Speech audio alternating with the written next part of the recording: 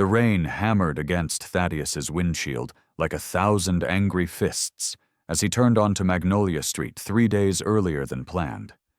It was barely 6 in the evening, but the storm had turned the sky black as midnight. Lightning cracked across the heavens, illuminating his quiet suburban neighborhood in brief, violent flashes. He'd left the medical conference in Dallas early, cutting his trip short because something inside him wouldn't settle. A feeling. A gnawing, relentless unease that had gripped his chest since yesterday morning and wouldn't let go. He pulled into his driveway and killed the engine, squinting through the downpour at his house. The lights were off. Every single window was dark. His heart kicked against his ribs. Sloane's car was in the garage. He could see it through the rain-streaked window. But the house looked abandoned. Dead. He grabbed his phone, checking the time again. 6:15. The twins should be having dinner. Sloane should be moving around inside, lights blazing, the warm glow of home visible even through this biblical storm. Instead, there was only darkness. Thaddeus threw open his door and ran through the rain, his dress shoes splashing through puddles that had formed in the driveway. He was soaked before he reached the porch.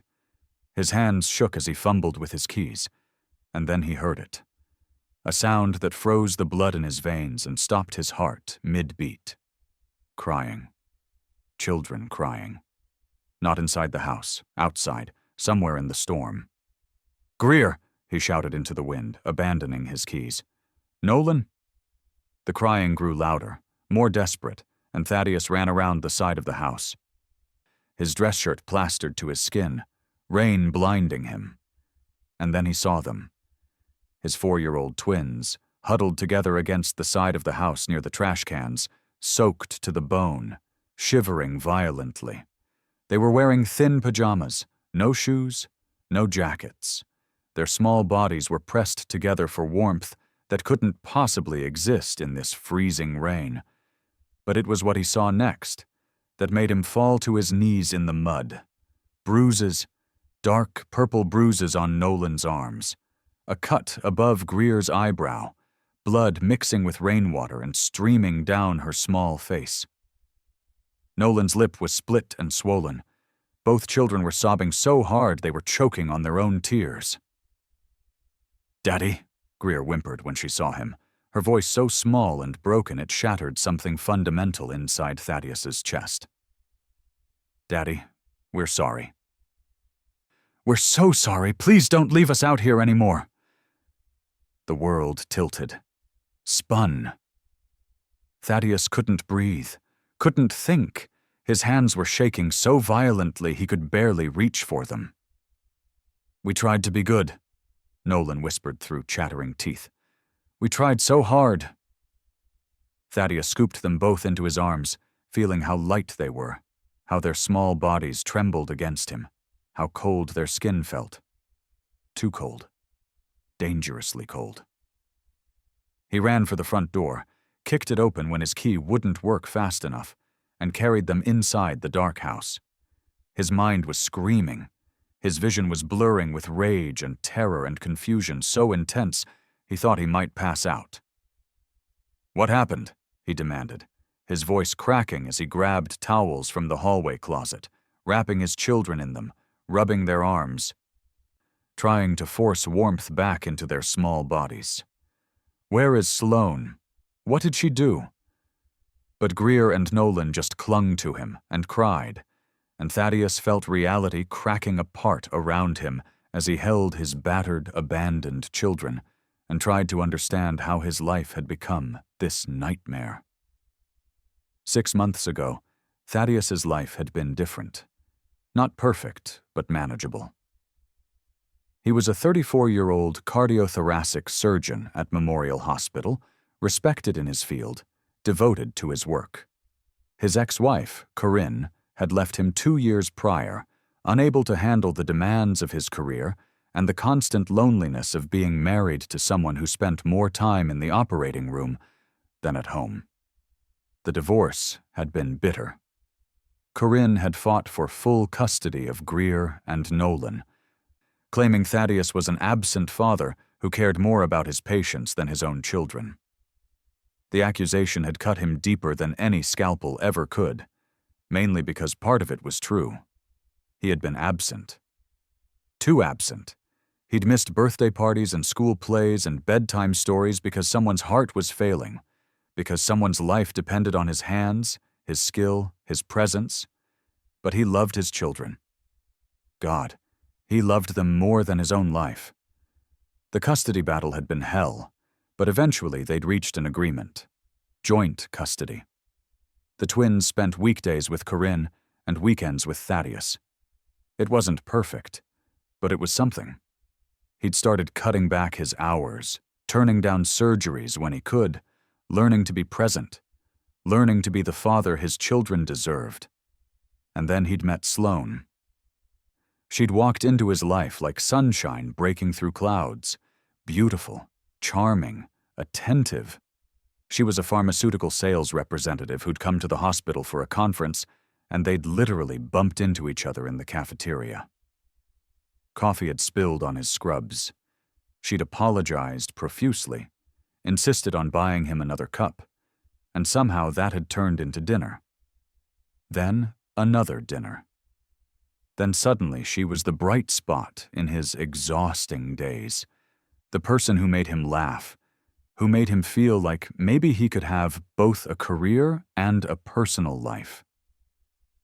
Architected narrative arc with escalating tension and emotional depth. I need to continue building up the backstory, showing how Sloane entered his life, how the relationship developed, warning signs he might have missed, and building toward the shocking discovery.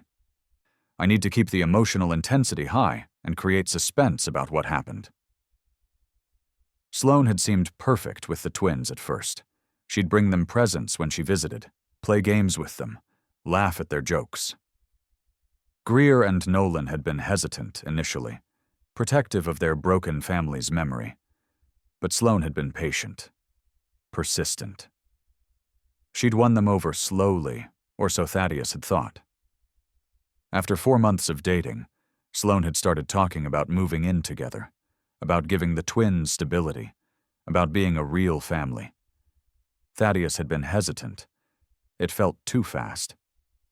But Sloane had been persuasive, pointing out how much time they already spent together, how much the twins seemed to like her, how it would be better for everyone. And Corinne had met someone new, too. Was talking about moving to Arizona with her boyfriend, which meant the custody arrangement would need to change anyway. So Thaddeus had agreed. They'd gotten married at the courthouse 2 months ago, a small ceremony with just a few friends present. The twins had worn matching outfits and held flower bouquets. They'd smiled in the photos. Everything had seemed fine. Normal. Right. Except it wasn't. The first sign came 3 weeks after the wedding. Thaddeus had come home from a long surgery to find Nolan sitting on the stairs, his small face pale and frightened. When Thaddeus asked what was wrong, Nolan had whispered that Sloane had yelled at them for spilling juice. Really yelled, the kind of yelling that made them scared. Thaddeus had talked to Sloane about it that night, gently mentioning that kids make mistakes and patience was important. She'd apologized immediately, explained that she'd had a terrible day at work, that she'd never yell like that again. She'd seemed genuinely remorseful. 2 weeks later, Greer had complained that Sloane made them skip lunch as punishment for being too loud during her work calls. Thaddeus had been concerned, but Sloane had explained it differently. Said the twins had already eaten snacks and weren't really hungry anyway, that Greer was being dramatic. She'd looked him in the eyes and promised she would never mistreat his children, that she loved them like her own. And Thaddeus, exhausted from back-to-back surgeries and desperate to believe his new marriage could work, had chosen to believe her. But the twins had grown quieter, more withdrawn. They didn't laugh as much anymore. They flinched sometimes when Sloane moved too quickly, and Thaddeus, trapped in the impossible position of choosing between his wife's word and his children's fears, had told himself he was being paranoid, that the adjustment period was normal, that blended families took time to gel. He'd been a fool, a blind, selfish fool. The medical conference in Dallas had been mandatory, 3 days of presentations and networking that he couldn't avoid. He'd left on Wednesday morning, kissing the twins goodbye, watching as they clung to his legs a little too long, their eyes a little too worried. Sloane had smiled and waved from the doorway, promising to take good care of them, to call him every evening so he could say goodnight. But she hadn't called. Not Wednesday night, not Thursday night, not Friday. Thaddeus had tried calling her repeatedly. The calls went to voicemail. He'd texted. No response. He'd even called the house phone. Nothing. By Friday afternoon, that sick feeling in his gut had become unbearable, and he'd left the conference early, driving straight through the storm, praying he was overreacting, praying everything was fine. Now, sitting on his bathroom floor with his traumatized children wrapped in towels, their small bodies finally starting to warm up, Thaddeus knew he'd failed them in the worst possible way. He'd brought a monster into their home and dressed her up as a stepmother. "Tell me what happened," he said softly, keeping his voice calm, even though fury was burning through his veins like acid. "It's okay now. You're safe. Just tell Daddy what she did." Greer lifted her tear-stained face, and the fear in her eyes broke him.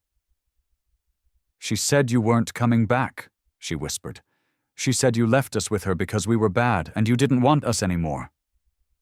"That's not true," Thaddeus choked out. "That's not true, baby. I would never—" "She was nice the first day," Nolan interrupted, his voice hollow and strange. "On Wednesday, she made us mac and cheese. But then on Thursday morning we were playing and we knocked over a plant. It was an accident. We didn't mean to." "She got so angry," Greer continued, and her whole body started shaking again. "She grabbed Nolan's arm really hard and shook him.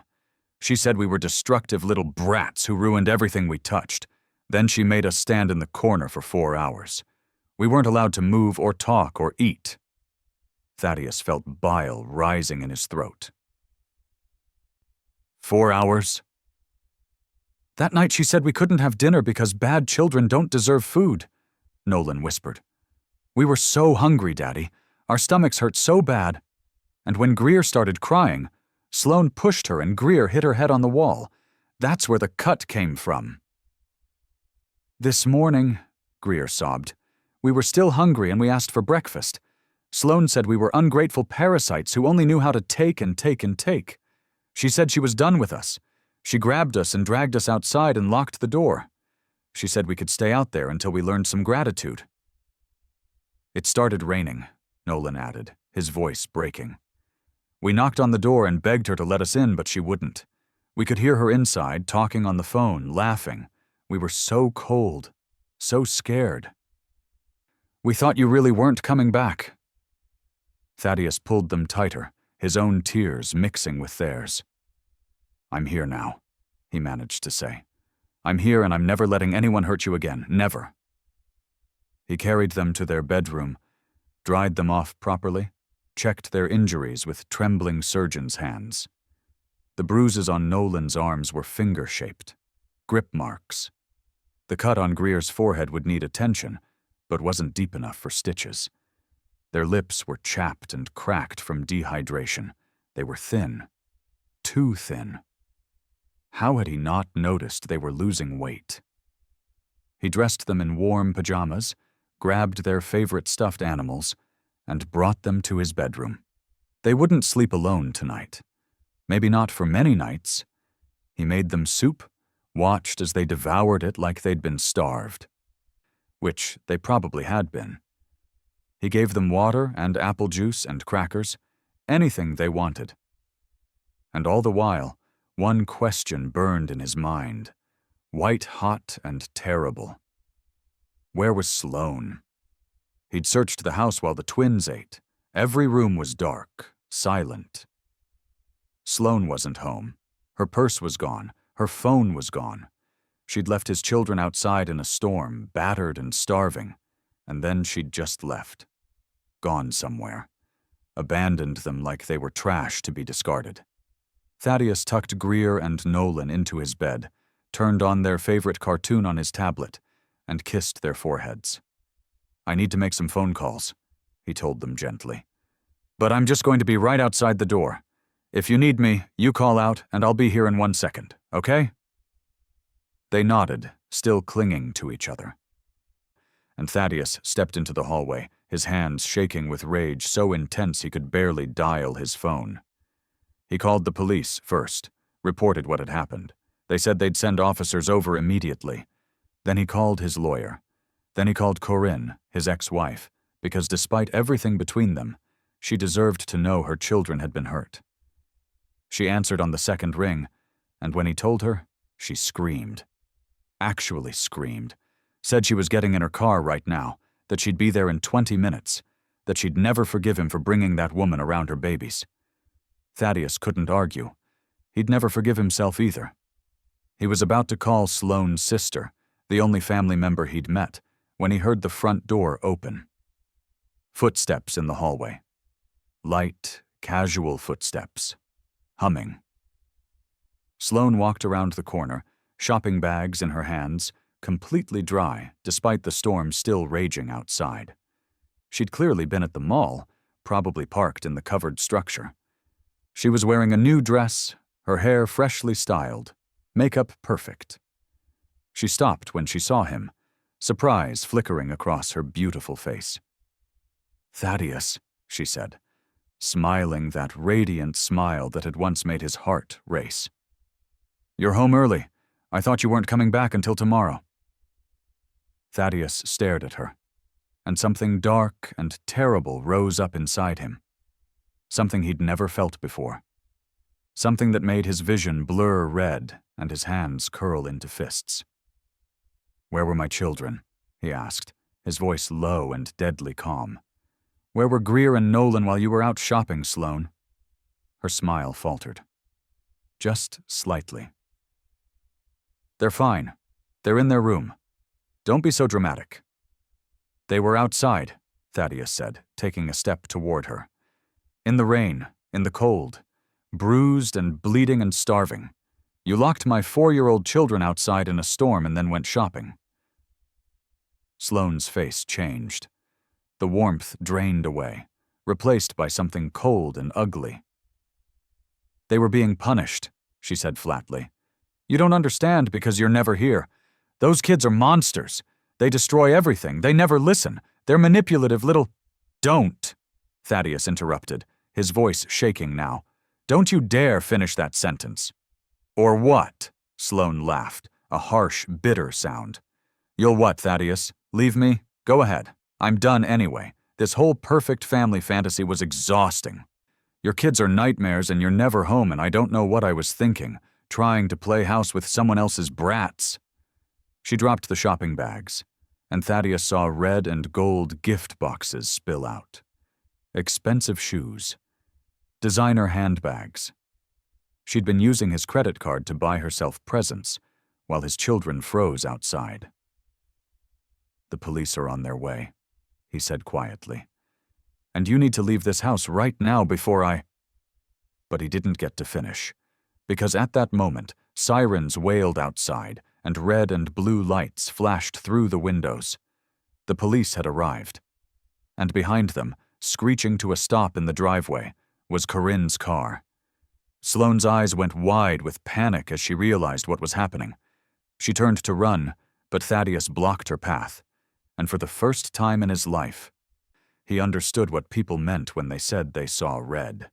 He understood what it felt like to want to hurt someone so badly that your hands shook with the restraint it took not to. But he didn't touch her. He just stood there, blocking her escape, as the police knocked on the door and Corinne's voice shrieked from outside, and his children called for him from the bedroom, frightened by all the noise. And Sloane stood in the middle of his hallway, trapped and cornered, her mask finally falling away completely as she realized her perfect manipulation had crumbled, and all her cruelty was about to be exposed to the world. The front door burst open, and everything exploded into chaos. 2 police officers pushed through the door first, their uniforms dark with rain, radios crackling. Behind them came Corinne, her blonde hair wild and soaked, mascara streaking down her face. She took one look at Sloane standing in the hallway with her shopping bag scattered around her feet and lunged. "You monster!" Corinne screamed, and it took both officers to hold her back as she clawed at the air between them, trying to reach Sloane. "You hurt my babies. You put your hands on my children." "Ma'am, you need to calm down," one of the officers said firmly, but his eyes were hard when he looked at Sloane. "Everyone needs to step back and let us handle this." Thaddeus heard the bedroom door open behind him. Small footsteps. He turned to see Greer and Nolan standing in the hallway, their faces pale and frightened, clutching their stuffed animals. The moment they saw their mother, they broke into fresh sobs. "Mommy!" they cried in unison, running past everyone and throwing themselves into Corinne's arms. Corinne dropped to her knees, gathering them close, her whole body shaking as she examined their injuries with trembling hands. The cut on Greer's forehead, the bruises on Nolan's arms, the split lip. Her face crumpled, and she looked up at Thaddeus with such fury and anguish that he felt his knees buckle. "How could you?" she whispered, her voice raw. "How could you let this happen to them?" He had no answer, no defense. She was right. He'd failed them. The second officer, a woman with steel-gray eyes and a no-nonsense expression, turned to Sloane. "Are you Sloane Mercer?" "Sloane Sutherland," Sloane corrected, lifting her chin. "I'm his wife." She gestured at Thaddeus, and some of her composure seemed to return now that she'd had a moment to collect herself. "And I don't know what lies he's told you, but those children are manipulative little actors. Ma'am, I'm going to need you to stop talking," the female officer interrupted. "We received a report of child abuse and neglect. We need to speak with the children and examine their injuries." "This is ridiculous," Sloane snapped, but Thaddeus saw fear flickering in her eyes now. Real fear. "They're just being dramatic. Kids get bruises. They fell while playing." "In the rain?" Thaddeus said, his voice like gravel. "They fell in the rain after you locked them outside for hours? After you starved them?" "I didn't starve anyone," Sloane shot back. "They ate. They're fine." "You're all being hysterical." "Officers," Thaddeus said, forcing himself to stay calm even though his blood was boiling. "I'm a surgeon at Memorial Hospital. I have medical training. Those are finger-shaped bruises on my son's arms. Grip marks, and my daughter has a head injury consistent with being pushed into a wall. My children were locked outside in a severe thunderstorm, soaking wet, hypothermic, and covered in injuries. They told me they were denied food for over 24 hours. The male officer pulled out his notebook and started writing. "Can you tell us exactly what time you found the children, sir?" For the next 20 minutes, Thaddeus gave his statement while the female officer, whose name was Sergeant Pruitt, gently interviewed Greer and Nolan with Corinne present. The twins were hesitant at first, scared, but Corinne held them and encouraged them to tell the truth. And slowly, haltingly, they described everything that had happened over the past 3 days. The plants they'd broken, the corner time, the missed meals, being grabbed and shaken, Greer being pushed into the wall, being dragged outside and locked out, begging to be let in, watching through the window as Sloane ignored them and talked on her phone. The cold, the rain, the terror that their father had really abandoned them. Sergeant Pruitt's expression grew darker with every word. She took photographs of their injuries, made careful notes, documented everything. The male officer, Officer Hendricks, did the same with Thaddeus's statement. Sloane stood in the corner, her arms crossed, her face twisted with fury and something else. Panic, maybe, or calculation. Thaddeus knew her well enough now to recognize when she was planning her next move. "This is absurd," Sloane said when Sergeant Pruitt finished with the children. "Those kids have been telling stories about me since I moved in. They never wanted me here. They've been trying to turn Thaddeus against me from the beginning." "Is that so?" Sergeant Pruitt said coolly. "So you're saying 2 4-year-old children masterminded an elaborate plot to frame you for abuse? They gave themselves bruises and cuts? They locked themselves outside in a thunderstorm?" "I'm saying they're manipulative," Sloane insisted, "and their father spoils them rotten. They couldn't handle having rules and discipline for once in their lives." "Discipline?" Corinne spat the word like poison. "You call beating a 4-year-old discipline? You call locking babies outside in a storm discipline?" "I never beat anyone," Sloane said, but her voice was rising now, losing its careful control. "Nolan bruises easily, he always has, and Greer fell. It was an accident." "You're lying," Nolan said suddenly, his small voice cutting through the room like a knife. Everyone turned to look at him. He was standing beside his mother, one hand clutching her shirt, but his eyes were fixed on Sloane with an expression far too old for his young face. "You told us Daddy didn't love us anymore. You said he was never coming back. You said we were burdens and you wished we'd never been born." "That's not true," Sloane said, but her face had gone pale. "You said we were parasites," Greer added, tears streaming down her cheeks. "You said we sucked the life out of everything good. You said Daddy would be happier without us." Thaddeus felt something inside him shatter completely. Those words, those cruel, vicious words spoken to his babies. He took a step toward Sloane, his hands shaking, and Officer Hendricks immediately moved between them. "Sir, I need you to step back," Hendricks said firmly. "She told my children I didn't love them," Thaddeus said, his voice breaking. "She told them I abandoned them. Do you understand what that does to a child? Do you understand the damage?" "I understand, sir," Hendricks said more gently, "and we're handling it. But I need you to stay calm." Sergeant Pruitt moved closer to Sloane. "Ma'am, based on the children's statements and the physical evidence, I'm placing you under arrest for child abuse and child endangerment." "What?" Sloane's carefully constructed facade finally cracked completely. "You can't be serious. This is insane. Thaddeus, tell them. Tell them this is a misunderstanding." But Thaddeus said nothing. He just stared at her, this woman he'd married, this stranger he'd brought into his home, and felt nothing but contempt. "You have the right to remain silent," Sergeant Pruitt began, pulling out handcuffs. "No," Sloane said, backing away. "No, you don't understand. Those kids are lying. They're manipulating all of you. Thaddeus, please, we can work this out. We can go to counseling. I can do better. I was overwhelmed. I didn't know how hard it would be, but I can learn. I can change." "You starved my children," Thaddeus said quietly. "You beat them. You locked them outside in a storm. You told them I didn't love them. There's nothing to work out, Sloane. You're a monster.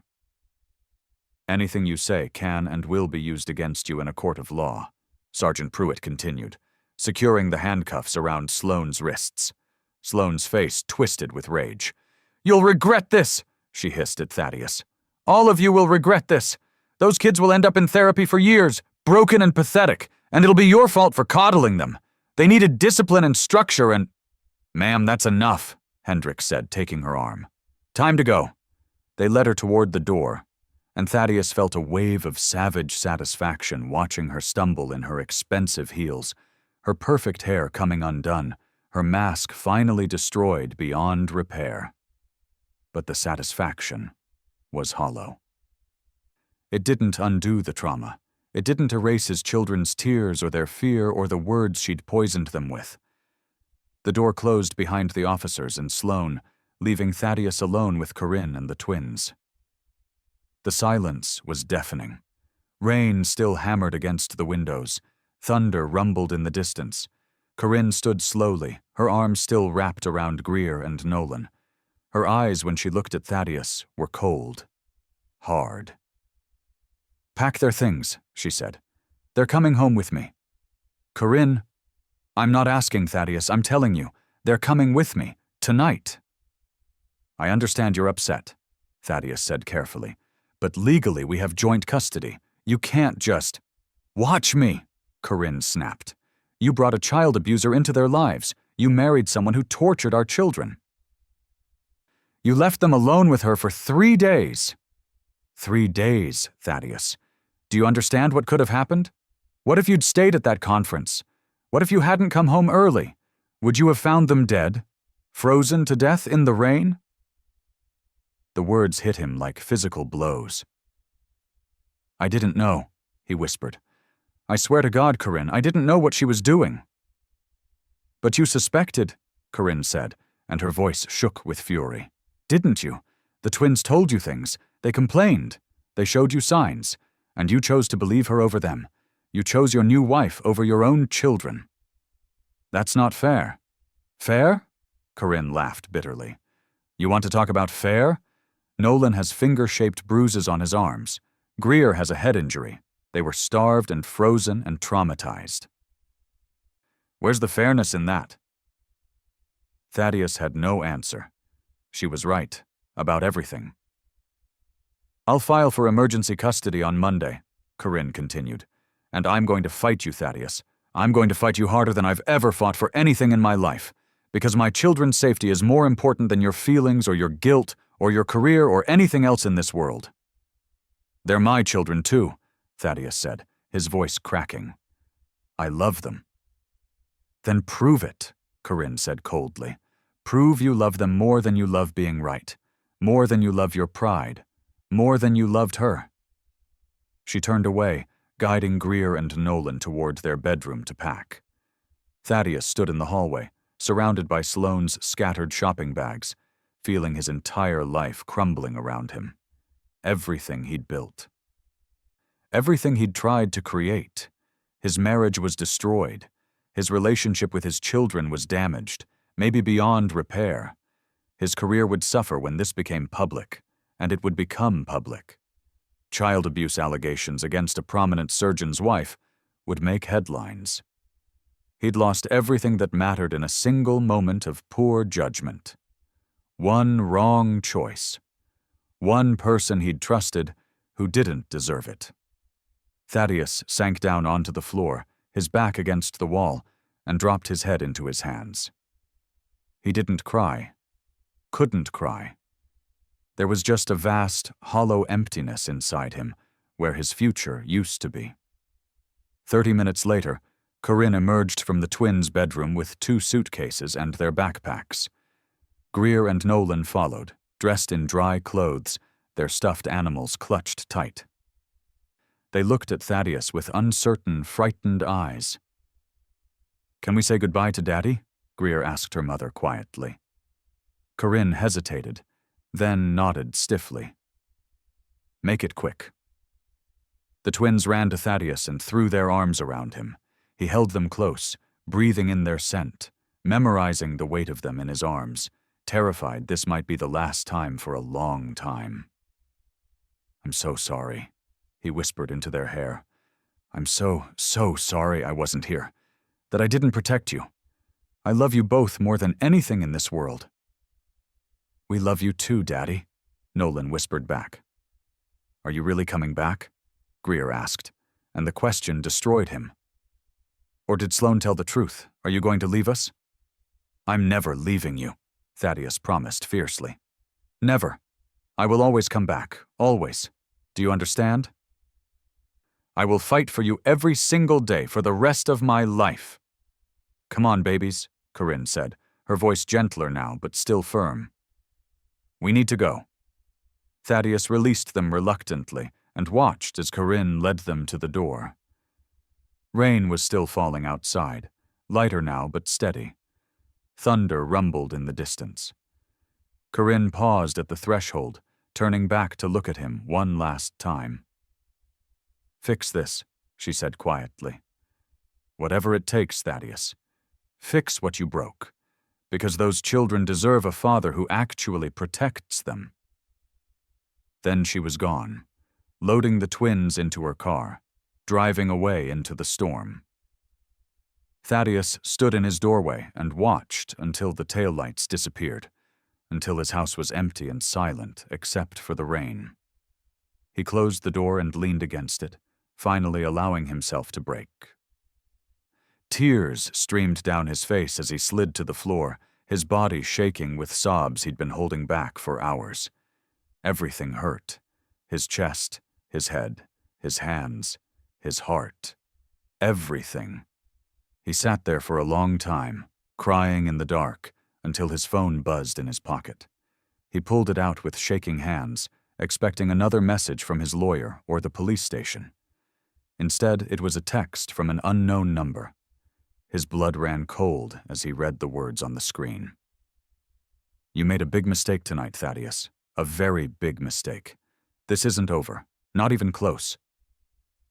And then, before he could respond, before he could even process what he was reading, a second message appeared. This time it was a photo. A photo of Greer and Nolan, taken through a car window. In Corinne's car, just minutes ago, someone had followed them. Thaddeus was on his feet, and running for his car before his brain fully processed what he was doing. His hands shook so badly, he dropped his keys twice before managing to unlock the door. Rain soaked through his clothes again as he threw himself into the driver's seat and started the engine, his mind screaming with a terror so primal it felt like drowning. Someone was following his children. He dialed Corinne's number, pressing the phone to his ear as he reversed out of the driveway too fast, tires squealing. It rang once, twice, 3 times. "Pick up," he muttered desperately. "Pick up, pick up, pick up." On the 4th ring, she answered. "What?" "Someone's following you," Thaddeus said, his voice tight with panic. "I just got a text, a photo of the twins in your car, taken from outside. Someone followed you from the house." He heard Corinne's sharp intake of breath. Then silence. Then the sound of her checking her mirrors. "I don't see anyone," she said, but her voice was shaking now. "Thaddeus, what? Who would—" "I don't know. But you need to drive to the police station right now. Don't go home. Don't stop anywhere. Just get to the station." "The twins are sleeping," Corinne whispered, and he could hear the fear in her voice. "They finally fell asleep in their car seats. Thaddeus, what's happening?" "I'm right behind you. What street are you on?" "Maple. I'm on Maple heading toward Riverside." Thaddeus knew that route. He pressed his foot harder on the accelerator, racing through the rain-slicked streets. "Take the next right onto Birch, then straight to the precinct on 5th. I'll be there in 5 minutes." "Okay," Corinne said, and he heard her car accelerating. "Okay, I'm turning now. I still don't see anyone behind me. Are you sure?" "I'm sure," Thaddeus said grimly, staring at the photo on his phone again. The angle, the clarity. Someone had been close. Very close. "Just get to the station." He hung up and immediately called the police, reporting the threatening messages and explaining the situation. The dispatcher promised to alert officers and have someone meet them at the station. Then Thaddeus called his lawyer, Ellington Cross, even though it was nearly 9 o'clock on a Friday night. Ellington answered on the 2nd ring, his deep voice alert despite the late hour. "Thaddeus? I heard about the arrest. Are you all right?" "No," Thaddeus said bluntly. "Someone's threatening my family. They sent me a photo of my kids in my ex-wife's car. They're following them." "I'm on my way to the station now," Ellington said immediately. "Don't talk to anyone without me present. And Thaddeus, this changes everything. Whoever sent that message just made this case about more than child abuse. We're talking stalking, harassment, possibly conspiracy." "I don't care what it's about," Thaddeus said, his voice breaking. "I just want my children safe." "They will be," Ellington promised. "I'll meet you there in 10. The next 15 minutes were the longest of Thaddeus's life. He drove through the rain, his headlights cutting through the darkness, his heart pounding so hard he thought it might burst through his ribs. Every car he passed could be the one following his children. Every shadow could be a threat. When he finally pulled into the police station parking lot, he saw Corinne's car already there, parked under the bright lights near the entrance. She was standing outside her vehicle, her arms wrapped around herself, looking small and frightened. A police officer was with her, taking a statement. Thaddeus ran to her, and the moment she saw him, her composure cracked. "They're still asleep," she said, gesturing to the twins in the back seat. "I didn't want to wake them. I didn't want to scare them more than they already are." Thaddeus peered through the window at Greer and Nolan, their small faces peaceful in sleep, their stuffed animals clutched against their chests. The sight of them safe made his knees weak with relief. "Show me the messages," the officer said to Thaddeus. Thaddeus pulled out his phone and handed it over. The officer, a stern-looking man named Detective Oakes, studied the screen carefully, his expression darkening. "This number isn't registered. Probably a burner phone. But we can trace the location where the messages were sent from." He looked up at Thaddeus. "Any idea who might have sent this?" "Sloane," Thaddeus said immediately. "It has to be connected to her somehow. Maybe she had someone else take the photo before you arrested her. Maybe she has an accomplice." "We'll check her phone records and interview her again," Detective Oakes said. "But Sloane Sutherland was in custody when these messages were sent. She didn't send them herself." "Then who?" Corinne demanded. "Who would do this?" Before anyone could answer, another car pulled into the parking lot. A black Mercedes, expensive and sleek. A woman stepped out, tall and elegant, with dark hair and sharp features that looked eerily familiar. She was wearing a designer coat and carrying a leather briefcase, and she walked toward them with the confidence of someone who owned every room they entered. Detective Oakes stiffened. "Can I help you, ma'am?" "I'm here about Sloane Sutherland," the woman said, her voice smooth and cold. "I'm her sister, Marcel, and I'm also her attorney." Thaddeus felt his blood run cold. Sloane had mentioned a sister once or twice, but he'd never met her, never seen photos, never knew anything about her except that she lived in California and worked in law. Marcel's eyes swept over the scene, taking in Corinne, Thaddeus, the sleeping twins in the car, the police presence. A small smile curved her lips. "Quite the dramatic scene," she observed. "My sister told me things might get messy, but I didn't realize it would escalate quite this quickly." "Your sister is under arrest for child abuse," Thaddeus said, his voice hard. "And someone connected to her is stalking my children. Is that so?"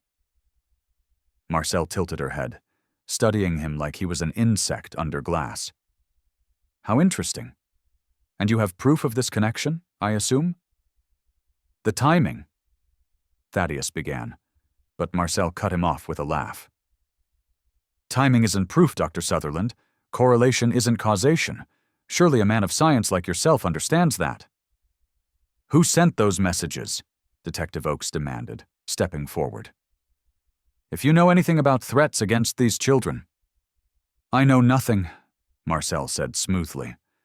"I'm simply here to represent my sister and ensure her rights are protected. Though I must say, the rush to arrest her based on the uncorroborated statements of two very young children seems premature. Children that age are notoriously unreliable witnesses. Their memories are easily influenced, their stories easily coached." "Those children have bruises," Corinne spat. "They have injuries. They were locked outside in a storm."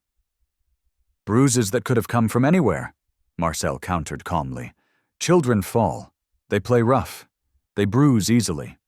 And as for being locked outside, well, that's just one version of the story, isn't it? Perhaps they locked themselves out by accident.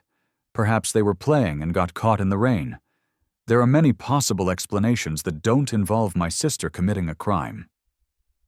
Thaddeus stared at this woman, this cold, calculating stranger, and felt rage building inside him like a volcano about to erupt.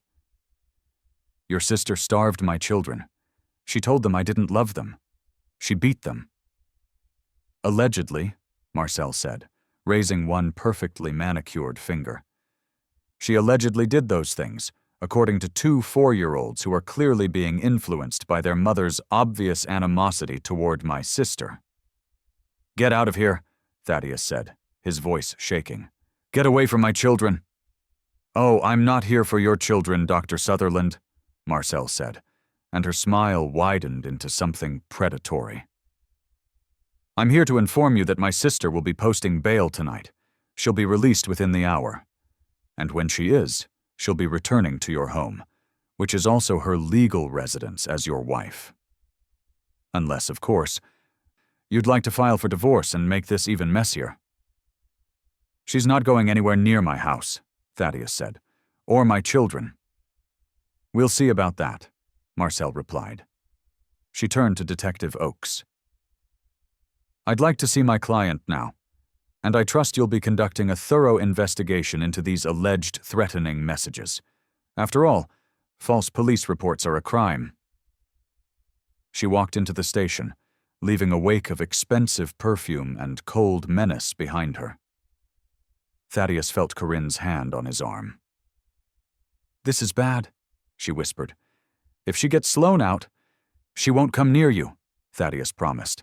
I'll get a restraining order, His phone buzzed again. Another message from the same unknown number. This time there were no words. Just another photo. A photo of Corinne's house, her address, taken from across the street. The windows glowing warmly, the front porch visible.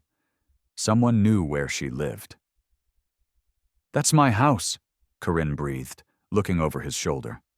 Oh God, that's my house. Detective Oakes examined the new photo, his expression grim. We're going to put a patrol car outside your residence, he told Corinne. 24-hour surveillance until we figure out who's sending these. I can't go home, Corinne said, her voice rising with panic. I can't take them there. Someone knows where we live. Someone's watching us. You can stay at my place, Ellington said, striding up to join them. Thaddeus hadn't even seen him arrive. I have a security system and plenty of room. You and the children will be safe there. I don't even know you, Corinne protested. I'm Thaddeus's lawyer, Ellington said gently, and I have 3 kids of my own. I understand what you're going through. Let me help. Corinne looked at Thaddeus, her eyes desperate and frightened. He nodded. Ellington's good, he said. You can trust him. What about you? Corinne asked. Where will you go? I'm staying at my house, Thaddeus said. If Sloane comes back there, I'll be waiting. That's not safe, Corinne argued. I don't care, Thaddeus said flatly. She's not getting away with this. Neither is whoever's sending these messages. An hour later, after extensive discussions with the police and mountains of paperwork, they had a plan. Corinne and the twins would stay at Ellington's house under police protection. Thaddeus would return home with an officer stationed outside. Restraining orders would be filed first thing Monday morning. The police would investigate the threatening messages and review security camera footage from the neighborhood. Thaddeus transferred the twins' car seats to Ellington's vehicle while they slept, still blissfully unaware of the danger swirling around them. He kissed their foreheads, whispered promises he prayed he could keep, and watched as Ellington drove away into the night with his precious cargo. Then he drove home alone, back to his dark house that no longer felt like a sanctuary, back to rooms that echoed with his children's screams and his own failures. The officer assigned to watch his house, a young woman named Officer Chen, parked across the street. Her presence should have been comforting. Instead, it just reminded Thaddeus how thoroughly his life had fallen apart. He couldn't sleep, couldn't eat, couldn't think about anything except his children's frightened faces and Marcel's cold smile and those threatening messages. Who was sending them? Why? What did they want? At 3 a.m, his phone rang. Detective Oakes. "We traced the location where the messages were sent," Oakes said without preamble. "They came from a coffee shop 3 blocks from your house. We pulled security footage." "And?" Thaddeus demanded. "It was Marcel Sutherland," Oakes said. "Sloane's sister. She sent the messages. She took the photos. We have her on camera." Thaddeus felt the world tilt. "Why would she?" "We arrested her an hour ago," Oakes continued. "And she's talking. Not happily, but she's talking. It seems this was all planned, Dr. Sutherland. Sloane and Marcel have been working together from the beginning." "What do you mean, working together?" "Your wife married you for your money," Oakes said bluntly. "She and her sister had a plan. Sloane would marry you, establish herself as the stepmother, then systematically isolate you from your children, make them hate you, make you look like a negligent father. Then she'd file for divorce, claim the abuse was actually coming from you, and take you for everything you're worth in the settlement." Thaddeus felt sick. "That's insane." "It's fraud and conspiracy," Oakes corrected. "And when their plan started falling apart because you came home early, Marcel panicked. She sent those messages to intimidate you and your ex-wife, to make you too scared to press charges. She was trying to protect her sister and salvage their scheme." "But Sloane still hurt my children," Thaddeus said, his voice hollow. "That wasn't fake. Those bruises, those injuries, the starvation— No, that was all real," Oakes confirmed grimly.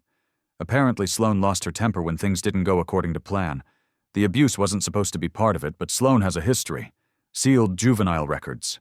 A previous complaint from a stepchild that was dropped. We're digging into all of it now." Thaddeus sat down hard on his couch, his head spinning. It had all been a lie. Every moment of his relationship with Sloane, every smile, every kiss, every declaration of love. All of it had been a calculated manipulation designed to destroy him and steal his money. "Both sisters are in custody now," Oakes said. "Sloane for the child abuse charges, Marcel for stalking, harassment, and conspiracy. Their bail has been revoked. They're not getting out anytime soon." "Good," Thaddeus whispered. "That's good." After he hung up, Thaddeus sat in the darkness of his living room and finally let himself breathe. It was over. The immediate danger was over. Sloane and Marcel were locked up. His children were safe. But the damage was done. The trauma was real. Greer and Nolan would carry these scars for years, maybe forever. And Thaddeus would have to live with the knowledge that he'd brought this nightmare into their lives. Over the next 3 weeks, everything changed. Sloane and Marcel were both charged with multiple felonies. The evidence against them was overwhelming. Sloane's plan, documented in emails and text messages between the sisters, was exposed in excruciating detail. The media picked up the story. "Prominent surgeon's wife arrested for child abuse and fraud," screamed the headlines. Thaddeus's face was plastered across every news outlet in the city.